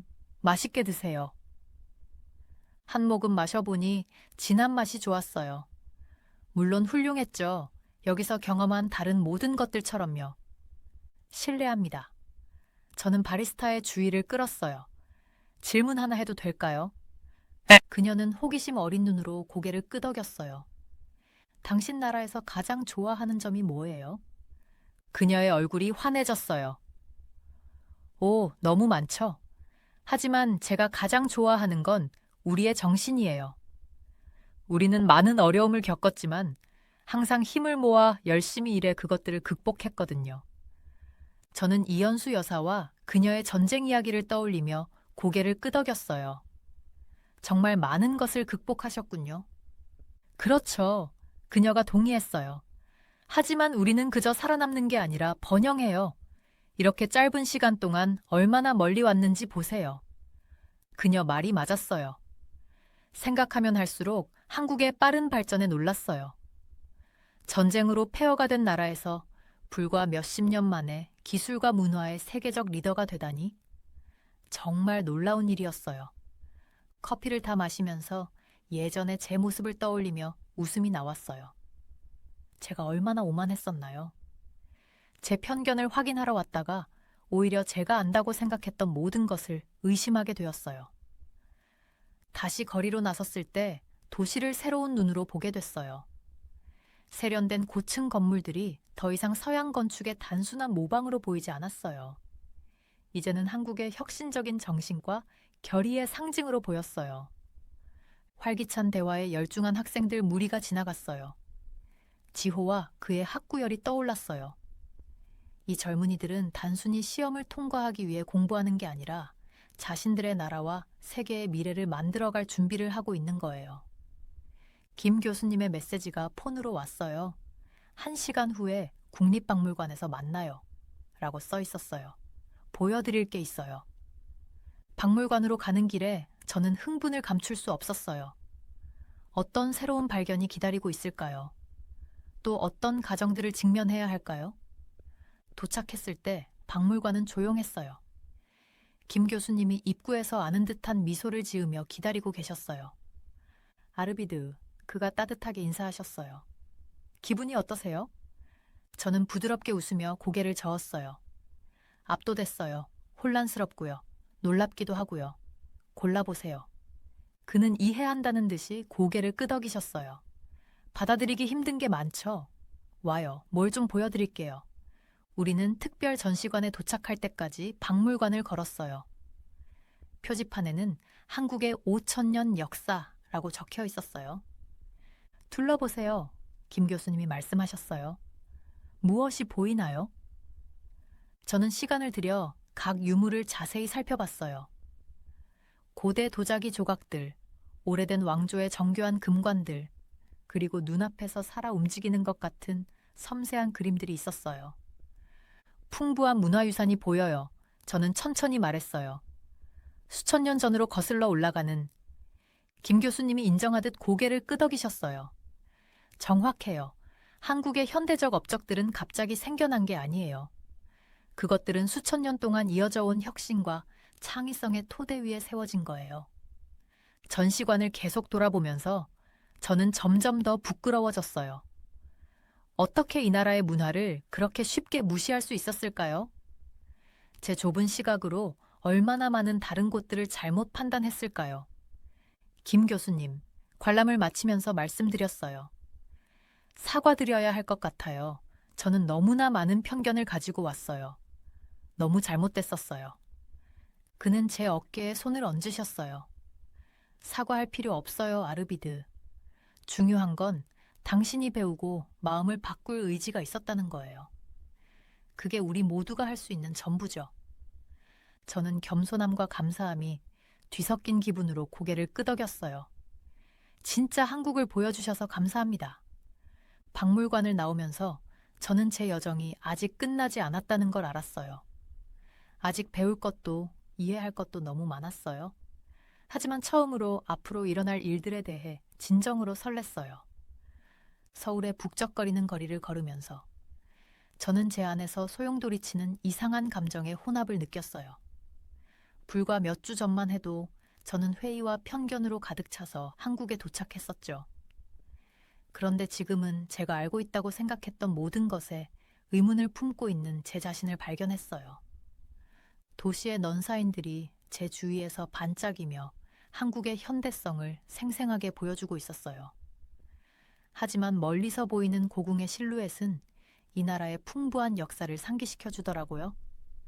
제가 어떻게 이 매혹적인 이중성을 그렇게 못 봤을까요? 그날 오후에 이 여사님과 나눈 대화를 떠올렸어요. 한국전쟁 당시의 경험을 얘기하실 때 그분의 눈에 눈물이 고여 있었죠.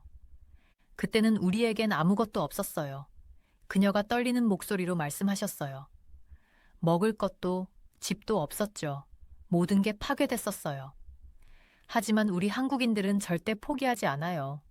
우리는 밤낮으로 열심히 일해서 나라를 재건했죠. 그녀가 계속 말씀하실 때의 자부심 어린 목소리가 기억나요. 지금 우리를 보세요. 우리는 가장 가난한 나라 중 하나에서 가장 선진국 중 하나가 됐어요. 우리 아이들은 우리가 꿈꿀 수밖에 없었던 기회들을 가지고 있죠. 주변 사람들을 관찰하면서 그녀의 말씀이 제 머릿속에 울려 퍼졌어요. 깔끔한 정장 차림의 직장인들이 스마트폰에 열중한 채 서둘러 지나갔고 학생들 무리가 모여서 최근 프로젝트에 대해 흥분해서 토론하고 있었어요. 노부부는 손을 잡고 산책하면서 최첨단 전자제품 전시를 감상하며 멈춰섰고요. 저는 한국인들의 회복력과 추진력에 감탄하지 않을 수 없었어요. 제가 어떻게 그들의 업적을 그렇게 쉽게 무시할 수 있었을까요? 제 생각은 어깨를 두드리는 소리에 중단됐어요. 돌아보니 대학에서 만났던 밝은 눈빛에 학생 지호가 있었죠. 린드크비스트 교수님, 그가 활짝 웃으며 외쳤어요. 여기서 만나다니 정말 우연이네요. 저도 미소 짓지 않을 수 없었어요.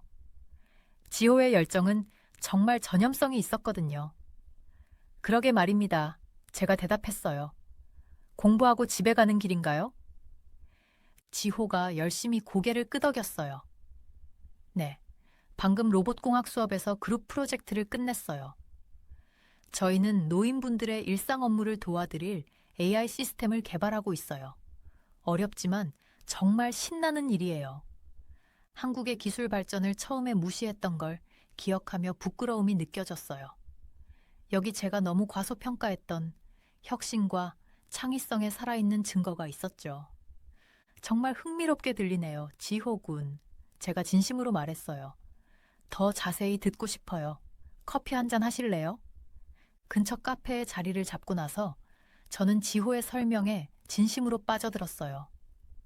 그의 일에 대한 열정이 느껴졌고 그의 지식은 인상적이었죠. 저는 문득 이 젊은 학생에게서 고향의 많은 동료들보다 더 많은 것을 배우고 있다는 걸 깨달았어요. 지호 군, 대화가 잠시 끊겼을 때 제가 말했어요. 한 가지 물어봐도 될까요?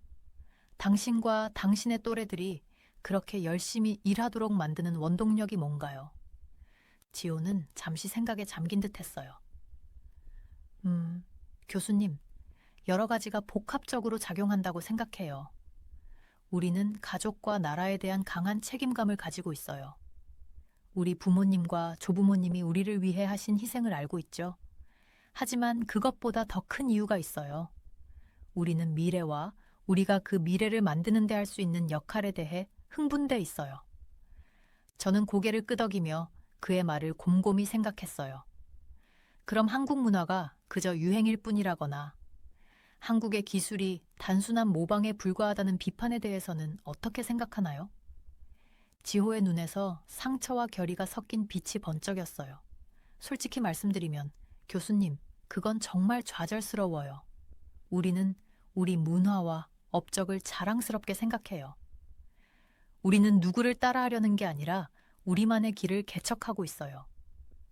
하지만 우리는 또한 다른 이들에게서 배우고 우리가 아는 것을 나누는 데에도 열려 있어요. 그게 바로 진보의 핵심 아닐까요? 그의 말이 제 마음 깊은 곳을 울렸어요. 인류학자로서 제가 바로 그런 것을 주장했어야 하지 않았을까요? 열린 마음, 문화 교류, 그리고 상호 존중 말이에요. 그날 밤 호텔로 돌아가는 길에 도시가 어쩐지 달라 보였어요. 불빛은 더 밝았고 에너지는 더 생생했죠. 아니면 어쩌면 변한 건 저였을지도 모르겠어요. 지난 몇 주 동안 경험한 모든 것들을 생각해 봤어요. 전통과 혁신의 조화, 고난과 승리의 이야기들, 제가 목격한 열정과 헌신. 제가 어떻게 처음 판단해서 그렇게 틀릴 수 있었을까요? 그때 저는 한국에서의 여정이 단순한 연구 프로젝트 이상이라는 걸 깨달았어요. 그것은 개인적인 깨달음이었고 제 자신의 편견과 선입견에 대한 도전이었죠. 여러분은 자신과 맞지 않는 직장에 갇혀 있다고 느껴본 적이 있으신가요? 얼마 전까지 제가 그랬습니다. 제 이름은 제퍼이고 전에는 중국의 대형 이커머스 회사인 테무에서 물류 관리자로 일했습니다. 좋은 직장이었죠. 적어도 처음에는 그렇게 생각했습니다. 돈도 잘 벌었고 우리는 상상 이상으로 빠르게 성장하고 있었습니다. 하지만 뭔가 마음에 걸리는 게 있었습니다. 매일 상하이에 있는 우리의 세련되고 현대적인 사무실로 출근했습니다. 그곳은 항상 활기가 넘쳤죠.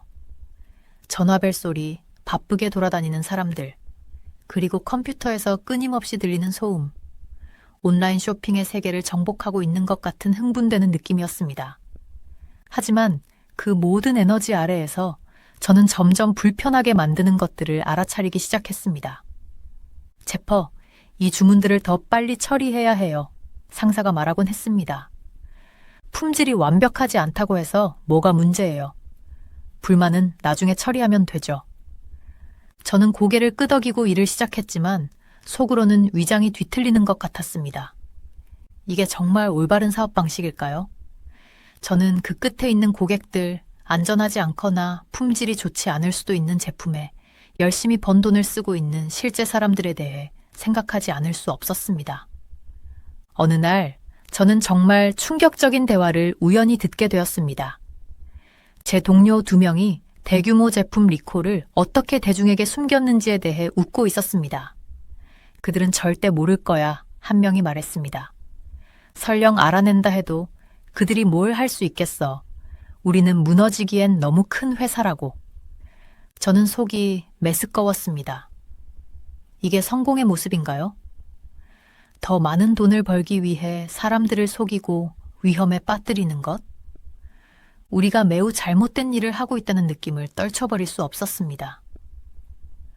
그날 밤, 저는 잠을 이루지 못했습니다. 제 유혹과 우려를 무시해 왔던 모든 순간들을 생각하며 잠자리에서 뒤척였습니다. 제가 문제의 일부였던 걸까요? 제가 되고 싶지 않았던 사람이 되어버린 걸까요? 어둠 속에 누워 있으면서 저는 결심했습니다. 탈출구를 찾아야 했습니다. 하지만 어디로 갈 수 있을까요? 무엇을 할 수 있을까요? 저는 이 회사와 이 업계를 중심으로 제 전체 경력을 쌓아왔습니다. 다시 시작한다는 생각은 너무나 두려웠습니다. 다음 날 아침 잠을 제대로 못 잔 탓에 여전히 눈이 풀린 채로 사무실에 들어섰습니다. 이메일을 확인하고 있을 때 한 메일이 눈에 띄었습니다. 한국의 이커머스 회사의 기회에 대해 이야기하는 헤드헌터로부터 온 메일이었습니다. 평소라면 2번 생각하지 않고 삭제했을 텐데 오늘은 뭔가가 저를 멈추게 했습니다. 그 회사에 대해 읽기 시작했습니다. 그들은 윤리적인 비즈니스 관행, 지속 가능한 성장, 고객 우선주의에 대해 이야기했습니다. 너무 좋아서 사실이라고 믿기 어려울 정도였습니다. 정말로 올바른 일을 하는 것에 관심을 가진 회사들이 있을까요? 그날 하루 종일 저는 정신이 없었습니다. 머릿속은 가능성으로 가득 차 있었죠. 제가 모험을 해본다면 어떨까요? 제가 알고 있는 모든 것을 뒤로하고 새로운 나라에서 새 출발을 한다면 어떨까요? 그 생각은 흥분되면서도 동시에 두려웠습니다. 그날 저녁 사무실을 나서면서 저는 제 결심을 확고히 해주는 또 다른 대화를 우연히 듣게 되었습니다. 제 상사가 전화로 안전 테스트를 통과하지 못한 제품들을 출하하라고 화를 내며 요구하고 있었습니다. 테스트 결과가 어떻든 상관없어. 그가 소리쳤습니다. 우리는 목표를 달성해야 해. 당장 출하해. 그 순간 저는 더 이상 여기 있을 수 없다는 것을 알았습니다. 변화를 만들어야 했습니다. 저 자신을 위해서뿐만 아니라 우리가 올바른 일을 할 것이라고 믿고 있는 모든 사람들을 위해서요. 그날 밤 저는 헤드헌터의 이메일에 답장을 보냈습니다. 한국에서의 기회에 대해 더 자세히 알고 싶다고 말했죠. 마치 길고 불확실한 여정에 첫걸음을 내딛는 것 같았습니다. 하지만 몇 달 만에 처음으로 저는 희망의 빛을 느꼈습니다. 다음 몇 주는 인터뷰, 서류 작업, 준비로 정신없이 지나갔습니다. 날이 갈수록 제가 하고 있는 일의 현실감이 점점 더 와닿았습니다. 저는 제가 알고 있는 모든 것을 뒤로 하고 있었습니다. 제 집, 제 친구들, 익숙한 일상들. 제가 이러는 게 미친 짓일까요? 하지만 태무 사무실에 들어설 때마다 또 다른 절차 무시나 안전 문제 무시에 대한 이야기를 들을 때마다 저는 제가 올바른 선택을 하고 있다는 것을 알았습니다. 성공한 경력을 뒤로 하고 있을지 모르지만 저는 훨씬 더 중요한 것, 제 진실성을 지키고 있었습니다. 마지막 날 제 책상을 정리하면서 동료들이 저를 위해 송별회를 열어주었습니다. 그들은 정말로 제가 떠나는 것을 슬퍼하는 것 같았고 잠시 동안 저는 의심의 감정을 느꼈습니다. 제가 실수를 하고 있는 걸까요? 하지만 곧 제가 떠나는 모든 이유들을 기억해냈습니다. 진정으로 믿을 수 있는 무언가의 일부가 될 수 있는 기회에 대해 생각했습니다. 그리고 새로운 나라에서 기다리고 있을 모험에 대해 생각했습니다. 마지막으로 사무실을 나서면서 저는 복잡한 감정들을 느꼈습니다. 슬픔, 두려움, 흥분, 희망. 미래가 어떨지 알 수 없었지만 한 가지는 확실히 알고 있었습니다. 저는 새로운 시작을 할 준비가 되어 있었습니다. 서울에 도착해서 비행기에서 내릴 때 저는 심호흡을 했어요. 여기 공기는 달랐어요. 상쾌하고 가능성으로 가득 찬 느낌이었죠. 제 심장은 흥분과 두려움이 뒤섞인 채로 빠르게 뛰고 있었어요. 정말 이러고 있는 건가요? 중국에서 알던 모든 것을 뒤로 하고 한국에서 새 삶을 시작하려고 하다니요? 공항을 걸어가면서 저는 좀 길을 잃은 것 같은 느낌을 떨칠 수가 없었어요. 표지판은 한국어와 영어로 되어 있었지만 모든 게 너무나 낯설어 보였거든요. 저는 가방을 꽉 붙잡고 있었는데 마치 굉장히 큰 바다에 있는 작은 물고기가 된 것 같았어요. 실례합니다. 제퍼이신가요? 친절한 목소리가 들렸어요. 돌아보니 한 여성분이 저를 향해 미소 짓고 계셨어요. 40대 초반으로 보이셨는데 다정한 눈빛과 전문적인 분위기를 풍기고 계셨죠. 네, 맞아요. 저는 영어로 말하는 걸 듣고 안도하며 대답했어요. 저는 민지예요. 그녀가 손을 내밀며 말씀하셨어요. 회사에서 당신의 멘토가 될 거예요. 한국에 오신 걸 환영합니다. 공항에서 서울로 차를 타고 가는 동안 저는 이 도시에 놀라 워했어요. 높고 반짝이는 건물들이 하늘을 향해 뻗어 있었죠. 거리는 깨끗하고 질서정연했어요. 사람들은 보도를 따라 바쁘게 걸어가고 있었고 많은 사람들이 휴대폰을 들여다보고 있었어요. 지금까지 어떠세요? 민지 씨가 물으셨어요. 제가 예상했던 것과는 달라요. 저는 솔직히 말씀드렸어요. 사실 여기 오기 전에는 한국에 대해 잘 몰랐거든요. 민지 씨가 웃으셨어요. 많은 사람들이 그래요. 하지만 당신이 좋은 의미로 놀라실 거라고 생각해요.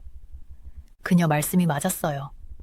이후 며칠 동안 민지 씨가 저를 도시 곳곳에 데려가고 회사를 소개해 주셨는데 저는 계속해서 놀라움을 금치 못했어요. 여기 기술은 첨단이었어요. 직장 문화는 혁신과 창의성을 중요하게 여기고 있었죠. 그리고 우리가 어디를 가든 사람들은 한결같이 정중하고 친절했어요. 하지만 모든 게 순조롭지만은 않았어요. 3일째 되는 날 회의에 앉아서 주변에서 빠르게 오가는 한국어를 이해하려고 애쓰다가 저는 갑자기 향수병이 밀려오는 걸 느꼈어요. 내가 여기서 뭘 하고 있는 거지? 언어도 모르고 관습도 모르는데 어떻게 성공할 수 있을까? 그날 밤 작은 아파트에 앉아 자신을 불쌍히 여기고 있을 때 제 전화기가 울렸어요. 중국에 있는 제 옛 회사 테무에 대한 뉴스 알림이었어요. 대규모 데이터 유출 사고가 있어서 수백만 명의 고객 개인정보가 노출됐대요. 회사는 혼란에 빠져 있었죠. 저는 충격을 받고 뒤로 물러앉았어요. 만약 제가 테무에 남아 있었다면 지금 그 혼란의 한가운데 있었겠죠. 대신에 저는 여기 한국에서 윤리와 고객 신뢰를 무엇보다 중요하게 여기는 회사에서 일하고 있었어요. 그 순간 저는 중요한 걸 깨달았어요. 그래요. 한국 생활에 적응하는 건 어려울 거예요. 하지만 이것도 정말 굉장한 기회였어요. 의미 있는 일의 일부가 되고 제 가치관과 일치하는 방식으로 일할 수 있는 기회였죠. 다음 날 아침, 저는 새로운 결심을 안고 일어났어요. 이 모험을 받아들이기로 했어요. 어려움과 함께요. 한국어를 배우고 문화에 푹 빠지고 이 새로운 일에 모든 걸 바치기로 했죠. 출근길에 서울을 새로운 눈으로 바라봤어요. 이른 아침 햇살이 고층 빌딩에 반짝였어요. 길거리 상인들이 포장마차를 차리고 있었고 김치와 구운 고기 냄새가 공기를 가득 채웠어요. 깔끔한 교복을 입은 학생들, 무리가 저를 지나치며 키득거렸어요. 저는 혼자 미소 지었어요. 이곳이 제 새로운 집이에요. 그리고 저는 이곳에서 최선을 다할 준비가 되어 있었죠. 어떻게 생각하세요? 새로운 나라로 이사해 본 적 있으세요? 문화 충격을 어떻게 다루셨나요? 쉽지 않죠. 하지만 때로는 큰 도약을 하면 놀라운 일들로 이어질 수 있어요. 그때는 몰랐지만 한국에 오기로 한 제 결정은 제 인생을 상상도 못했던 방식으로 바꿔놓을 거예요. 앞으로 어려움이 있을 거고 의심과 혼란의 순간들도 있겠죠. 하지만 우정도 생기고 발견도 하고 가능성으로 가득 찬 새로운 세상도 있을 거예요. 그날 아침 사무실에 들어서면서 또 다른 날의 도전과 배움을 맞이할 준비를 하며 저는 흥분이 솟구치는 걸 느꼈어요. 이건 제 한국 모험의 시작일 뿐이에요. 그리고 저는 이 모험이 어디로 이어질지 정말 기대됐어요. 한국 회사에서의 첫 몇 주는 정말 힘들었어요. 모든 게 중국에서 제가 익숙했던 것과는 달랐거든요. 언어, 음식, 심지어 사람들이 일하는 방식까지 모든 게 새로웠어요. 첫날 밝고 현대적인 사무실에 들어섰을 때 완전히 길을 잃은 것 같았어요. 대체 어디서부터 시작해야 하지? 익숙하지 않은 얼굴들을 둘러보며 생각했죠. 그때 민지를 만났어요. 그녀가 따뜻한 미소를 지으며 다가와 말했죠. 제퍼 씨죠? 우리 팀에 오신 걸 환영해요. 그녀의 친절함에 즉시 마음이 편안해졌어요. 민지가 사무실을 구경시켜주고 일하는 방식을 설명해 주었어요. 여기서는 올바른 방식으로 사업을 하는 것을 믿어요. 그녀가 말했죠. 단순히 돈을 버는 것만이 아니에요. 고객들이 만족하고 환경을 해치지 않도록 하는 게 중요해요. 저는 고개를 끄덕였지만 속으로는 혼란스러웠어요. 예전 직장에서는 어떻게든 최대한 많이 팔기만 하면 됐거든요. 이런 새로운 접근 방식이 저에겐 이상하게 느껴졌어요. 시간이 지나면서 민지의 말뜻을 이해하기 시작했어요. 불량품일 수 있는 제품을 서둘러 출하하는 대신 모든 걸 꼼꼼히 확인하는 시간을 가졌죠. 고객에게 문제가 생기면 무시하지 않고 열심히 해결하려 노력했고요. 항상 쉬운 일은 아니었어요. 가끔은 일이 제가 익숙한 속도보다 느리게 진행돼서 답답하기도 했죠. 하지만 고객들이 더 만족하는 걸 볼 수 있었고, 그래서 제 일에 대해 보람을 느꼈어요. 어느 날 우리 기술부서에서 일하는 준이라는 젊은 친구를 만났어요. 그는 에너지가 넘치고 항상 새로운 아이디어로 가득 찼죠. 안녕하세요, 제퍼 씨. 어느 날 아침 그가 말했어요. 점심 같이 먹을래요? 근처에 아주 좋은 곳을 알아요. 비빔밥을 먹으며 주는 한국 기술 분야에서 일어나는 멋진 일들에 대해 이야기해줬어요. 우리는 다른 나라를 따라가기만 하는 게 아니에요. 그가 자랑스럽게 말했죠. 우리만의 혁신을 만들어내고 있어요. 저는 감명받았어요. 중국에 있을 때는 한국이 기술 면에서 우리보다 뒤처져 있다고 생각했거든요. 하지만 준의 이야기를 들으니 제가 얼마나 잘못 생각하고 있었는지 깨달았어요. 준과 저는 좋은 친구가 됐어요.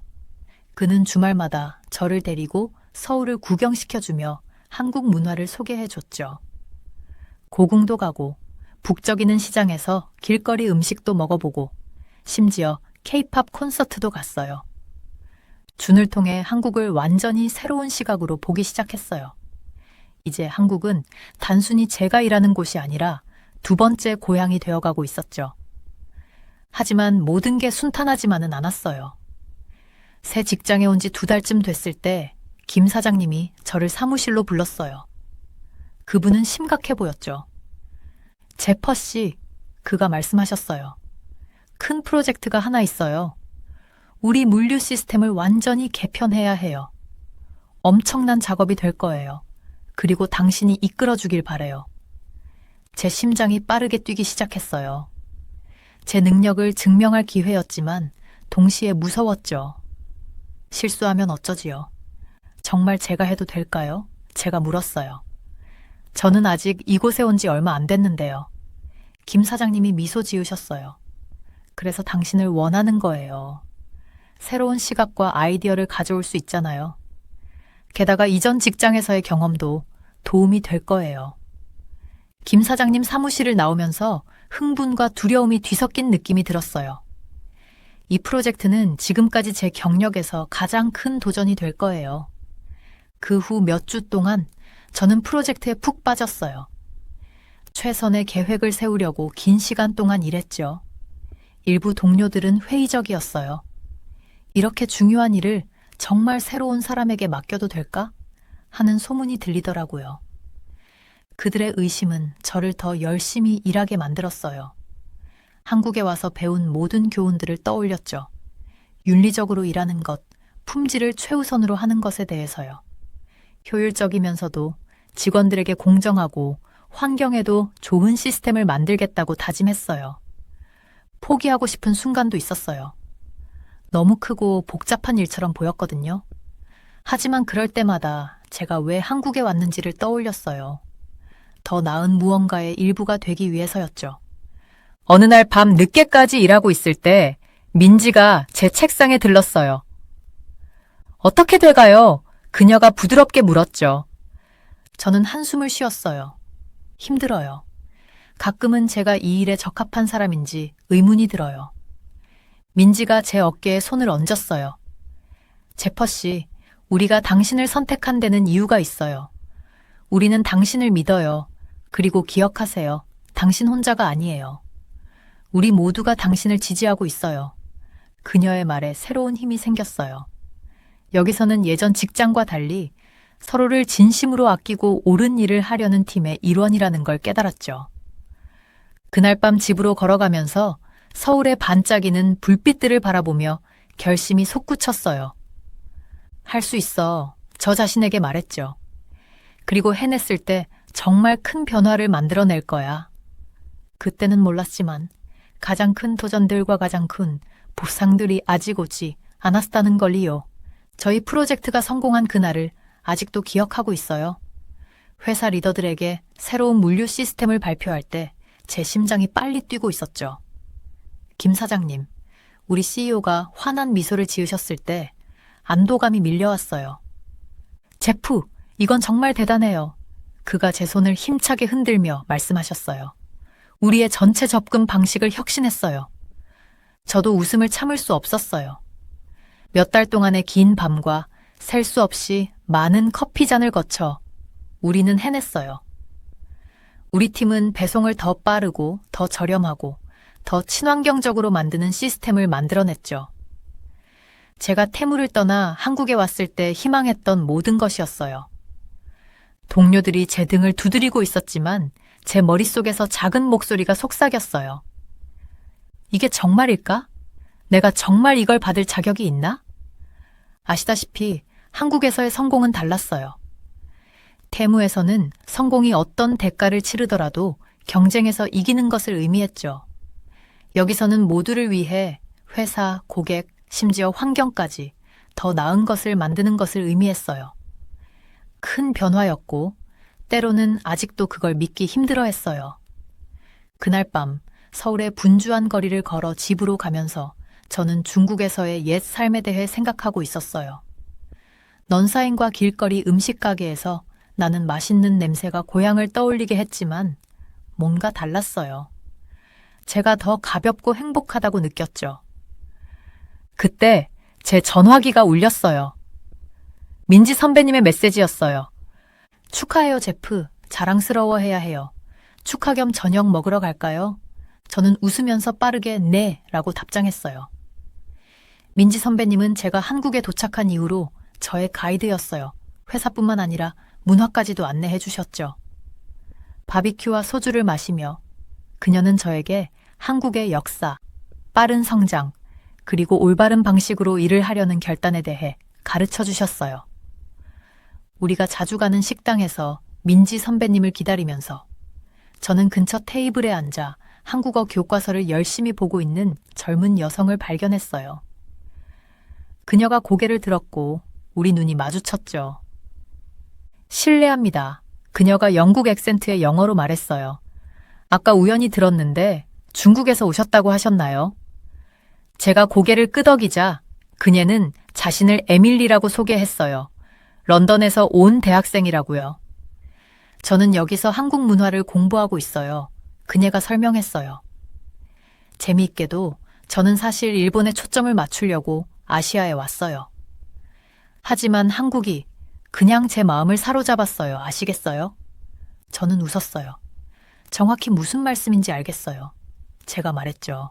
우리는 민지 선배님이 도착할 때까지 계속 대화를 나누며 한국에서의 경험을 공유했어요.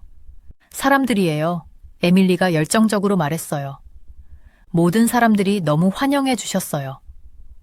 그리고 여기서 일이 돌아가는 방식, 마치 온 나라가 더 나아지려고 노력하고 있지만 다른 사람들을 희생시키지 않으면서요. 정말 영감을 줘요. 그녀의 말이 제 생각과 일치했어요. 민지 선배님이 합류하고 우리가 김치찌개를 먹기 시작하면서 저는 제 여정에 대해 이야기하기 시작했어요. 태무를 떠난 것, 한국에 대한 초기의 의구심, 그리고 제 관점이 어떻게 변했는지에 대해요. 항상 쉽지는 않았어요. 제가 인정했어요. 때로는 아직도 외부인처럼 느껴지며 잠에서 깨요. 하지만 그때 여기서 얼마나 많이 배웠는지, 얼마나 성장했는지를 기억해요. 마치 제가 더 나은 버전의 제 자신이 되어가는 것 같아요. 에밀리가 열심히 고개를 끄덕였어요. 저도 똑같이 느껴요. 집에 있는 제 친구들은 제가 설명하려고 할 때 정말 이해하지 못해요. 그들은 K-팝과 K-드라마가 한국의 전부라고 생각해요. 민지 선배님이 지혜롭게 미소 지었어요. 그래서 여러분이 하고 있는 일이 그렇게 중요한 거예요. 그녀가 말씀하셨어요. 여러분은 문화 간의 다리예요. 다른 사람들이 진짜 한국을 이해하도록 도울 수 있어요. 우리가 밤늦게까지 대화를 나누면서 저는 뭔가를 깨달았어요. 제 일에서의 성공은 단지 새로운 물류 시스템에 관한 것이 아니었어요. 좋은 일을 하고 그것에 대해 좋은 느낌을 가질 수 있는 장소를 찾는 것에 관한 것이었죠. 한국이 저에게 그 기회를 주었어요. 나중에 집으로 걸어가면서 도시가 달라 보였어요. 한강은 수천 개의 불빛 반사로 반짝였고 서울의 밤 시간에 부드러운 소음이 저를 감쌌어요. 저는 제가 얼마나 멀리 왔는지 단지 거리뿐만 아니라 이해에서도 생각했어요. 전화기를 꺼내 에밀리와의 채팅을 열었어요. 좋은 대화 감사해요. 제가 썼어요. 다시 만나고 싶은데요. 당신의 여기서의 경험에 대해 더 듣고 싶어요. 그녀의 답장이 빨리 왔어요. 물론이죠. 새로운 동네를 함께 탐험해 볼까요? 아직 서울의 많은 곳을 보지 못했어요. 저는 미소를 지었어요. 수년 만에 처음 느끼는 흥분감을 느끼면서요. 한국은 더 이상 제가 일하는 곳만이 아니었어요. 새로운 친구들과 끝없는 가능성으로 가득 찬 집이 되어가고 있었죠. 그날 밤 잠들면서 저는 궁금했어요. 한국은 저에게 어떤 다른 모험을 준비하고 있을까요? 그리고 제가 여기서 배운 것을 어떻게 세상에 변화를 주는데 사용할 수 있을까요? 제가 단 몇 달 만에 이렇게 많이 변할 줄은 꿈에도 몰랐습니다. 하지만 여기 제가 있습니다. 제퍼라는 사람이 중국을 떠났을 때와는 완전히 다른 사람이 되어 있었죠. 한국은 제가 전혀 예상하지 못한 방식으로 저를 변화시켰습니다. 매일 아침 사무실로 걸어가면서 저는 멈춰서서 주변을 경이롭게 바라보곤 했습니다. 서울의 거리는 항상 붐볐지만 그 혼잡 속에는 질서가 있었습니다. 사람들은 목적을 가지고 움직였지만 밀치거나 떠밀지 않았습니다. 이는 제가 테무에서 익숙했던 것과는 너무나 달랐습니다.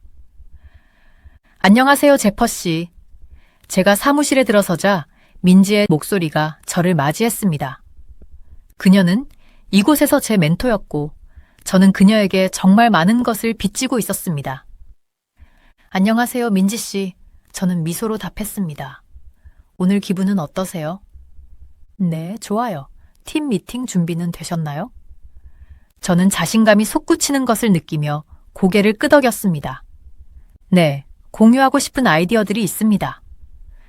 우리가 회의실로 걸어가는 동안 저는 이것이 제 옛 직장과 얼마나 다르게 느껴지는지 생각했습니다. 테무에서는 항상 긴장되어 있었고 잘못된 말을 하거나 불가능한 목표를 달성하지 못할까봐 걱정했습니다. 하지만 여기서는 제가 가치 있다고 느꼈습니다. 제 아이디어가 중요했죠. 회의는 잘 진행되었습니다. 제가 물류 시스템 개선에 대한 아이디어를 발표했고 모든 사람이 주에 깊게 들었습니다. 물론 질문도 있었고 일부 건설적인 비판도 있었지만 모든 것이 경쟁적이라기보다는 지지적으로 느껴졌습니다. 회의가 끝난 후 김 사장님이 저를 불러 세웠습니다. 제퍼 씨, 당신의 성장에 감명받았습니다. 그가 말씀하셨습니다. 우리 회사 문화를 정말 잘 받아들이셨네요. 가슴에 따뜻함이 퍼지는 것을 느꼈습니다. 감사합니다, 사장님. 여기서 정말 많이 배웠습니다. 말씀해 보세요. 그가 몸을 기울이며 말씀하셨습니다. 테무에서의 경험과 비교하면 어떤가요? 저는 깊은 숨을 들이쉬었습니다. 민감한 주제였지만 여기서는 정직함이 중요하다는 것을 알고 있었습니다. 밤과 낮처럼 다릅니다. 저는 인정했습니다. 테무에서는 모든 것이 어떤 대가를 치르더라도 성장하는 것에 관한 것이었습니다. 하지만 여기서는 우리가 지속 가능한 것을 만들고 있다고 느낍니다. 회사, 직원들, 그리고 고객들 모두에게 좋은 것을 말이죠. 김 사장님은 깊이 생각하며 고개를 끄덕이셨습니다. 그게 바로 우리가 목표로 하는 바입니다. 당신이 그렇게 생각한다니 기쁩니다. 제가 제 자리로 돌아가면서 제가 얼마나 멀리 왔는지 생각하지 않을 수 없었습니다. 한국에서의 첫 몇 주를 떠올렸습니다. 그때는 모든 것이 너무나 낯설고 위압적으로 느껴졌었죠. 이제는 마치 집처럼 느껴집니다. 그날 늦게 저는 젊은 한국 기업가인 준과 만났습니다. 그는 좋은 친구가 되었고 우리는 종종 퇴근 후에 커피를 마시곤 했습니다. 그래서 제퍼, 우리가 아이스 아메리카노를 들고 앉자준이 말했습니다. 요즘 한국이 어떠세요? 저는 웃었습니다. 알잖아요. 처음 왔을 때는 큰 실수를 했다고 생각했어요. 모든 게 너무 달랐거든요. 하지만 지금 다른 어느 곳에 있는 것도 상상할 수 없어요. 주는 환하게 웃었습니다. 당신이 마음을 바꿀 줄 알았어요. 뭐가 바뀌었나요? 저는 잠시 생각했습니다. 제가 여기서 보는 성실성인 것 같아요. 비즈니스에서도 일상생활에서도. 사람들은 그저 빨리 하거나 싸게 하는 것이 아니라 옳게 하는 것에 신경 쓰죠. 그게 우리 문화의 큰 부분이에요. 준이 고개를 끄덕였습니다. 우리는 조화와 존중을 믿어요. 단순히 돈을 버는 것만이 아니에요. 우리가 대화를 나누면서 저는 무언가를 깨달았습니다. 저는 더 이상 한국에서 일만 하고 있는 게 아니었습니다. 한국으로부터 배우고 있었죠. 제가 여기서 본 가치들, 성실성, 혁신, 존중이 제 일부가 되어가고 있었습니다. 다음날 직장에서 한 젊은 인턴이 긴장한 모습으로 저에게 다가왔습니다. 제퍼 씨, 그녀가 말했습니다. 질문 하나 드려도 될까요? 물론이죠. 저는 제가 예전에 얼마나 위축되었었는지를 기억하며 미소 지었습니다. 어떤 도움이 필요하세요? 프로젝트 때문에 고민이에요. 그녀가 인정했습니다. 어떻게 접근해야 할지 모르겠어요. 따뜻함이 밀려오는 것을 느꼈습니다. 이것이 제가 배운 것을 전달할 기회였습니다. 함께 살펴봅시다. 저는 말했습니다.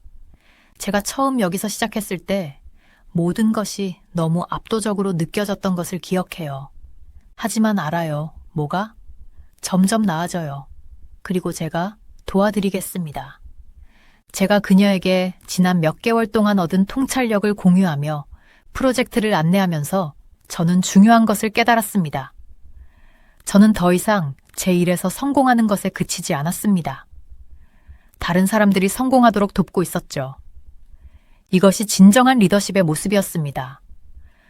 그날 저녁 집으로 걸어가면서 저는 한강 위로 지는 석양을 보기 위해 멈췄습니다. 하늘은 아름다운 주황색과 분홍색의 혼합이었고 물에 반사되고 있었습니다. 저는 깊은 숨을 들이쉬며 평화로움이 저를 감싸는 것을 느꼈습니다. 의심과 좌절로 가득 찬 채 중국을 떠났던 제퍼를 생각했습니다. 그 사람은 이제 너무나 멀리 있는 것 같았습니다. 한국은 저를 변화시켰고 제가 자랑스러워할 수 있는 사람으로 만들어 주었습니다. 제가 거기 서서 도시의 불빛이 하나씩 켜지는 것을 보면서 저는 스스로에게 약속했습니다. 계속해서 배우고 성장하고 여기서 발견한 가치들을 받아들이겠다고요. 그리고 언젠가는 제가 발견한 한국 문화의 아름다움과 지혜를 다른 사람들도 볼 수 있도록 도울 수 있기를 희망했습니다. 미래는 밝아 보였고 오랜만에 저는 그것이 가져올 것들을 보는 것이 기대되었습니다. 한국은 저에게 단순한 직업 이상의 것을 주었습니다. 새로운 관점, 새로운 목적을 주었죠. 그리고 그것에 대해 저는 항상 감사할 것입니다. 위에 다른 따뜻한 사연들도 있으니 꼭 시청해주세요. 구독과 좋아요 부탁드릴게요. 끝까지 시청해주셔서 감사합니다. 그럼 내일 또 만나요.